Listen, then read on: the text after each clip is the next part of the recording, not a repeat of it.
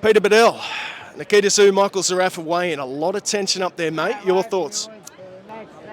One word, Macca. Finally. Finally, we get the fire from Michael Zerafa. It's just what I wanted to see. I had a few concerns, Macca, in the last few days. I felt at his press conference the day before, I thought Mick was a bit passive. He was too complimentary. I mean, all this stuff about offering to drive Nikita Tszyu to the airport. We don't want to hear that. I mean, we want to see the fire, the brimstone.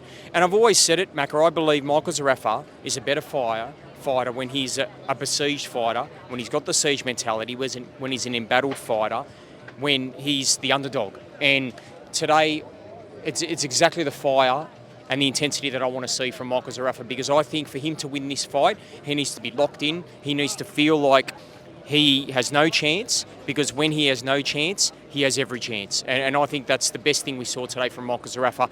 I was getting nervous off tip. Look, from the start, Macca, when this fight was announced, I tipped him to win.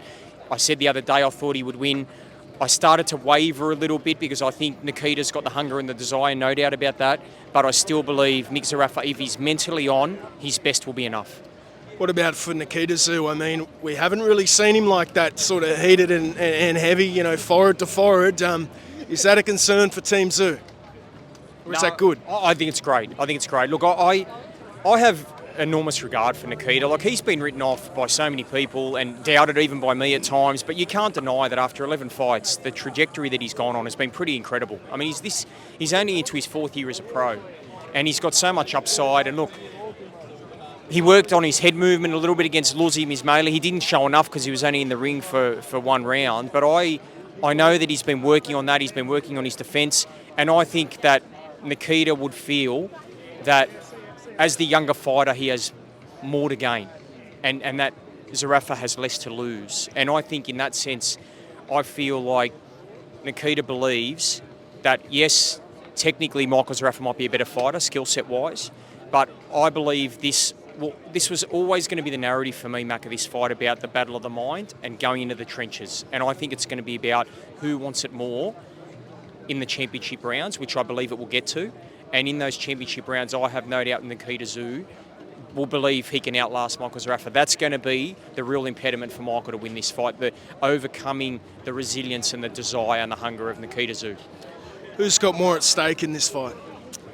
Well, it's been interesting. It's a good question, because Michael Zerafa's been saying that the pressure's on Nikita Tszyu. I disagree. I think the pressure's on Michael Zerafa. He's had more fights. He's had more wins, twice as many knockouts as Nikita's had fights. And I believe Nikita can take a loss and rebound. I believe that if this is a loss for Michael Zerafa, then he should retire.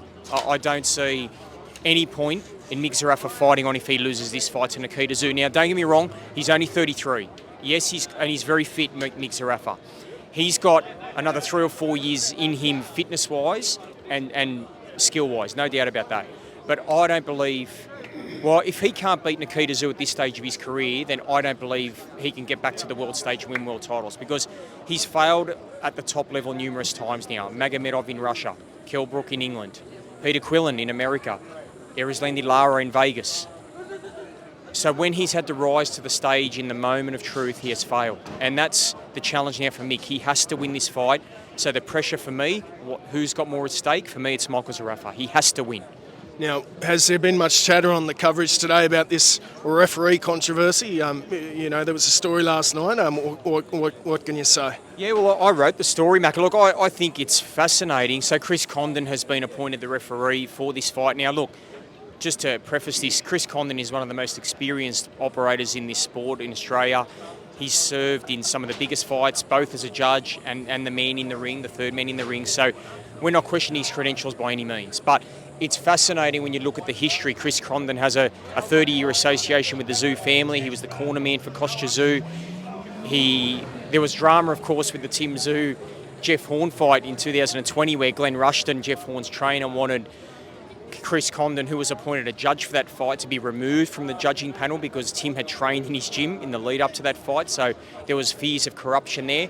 I don't think there'll be any corruption at all from Chris Condon. He's tough as old boots, and anyone that knows Chris Condon in Australian boxing knows he's straight as a bow and arrow.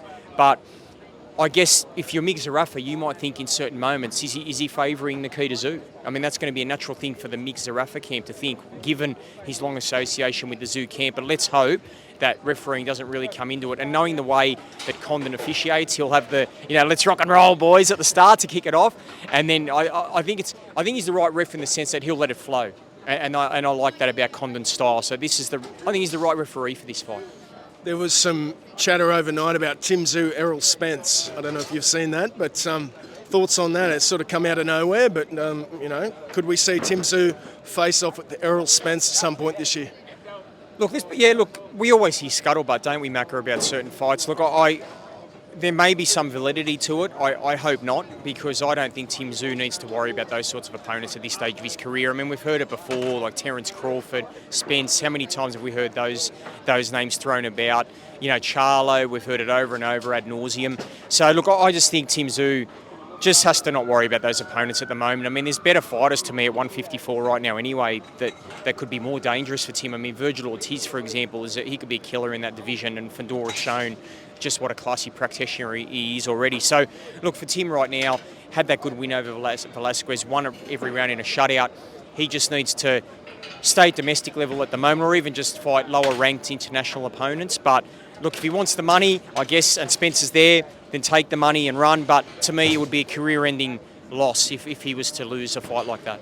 Thanks, Pete. Appreciate it. Anytime, Macca.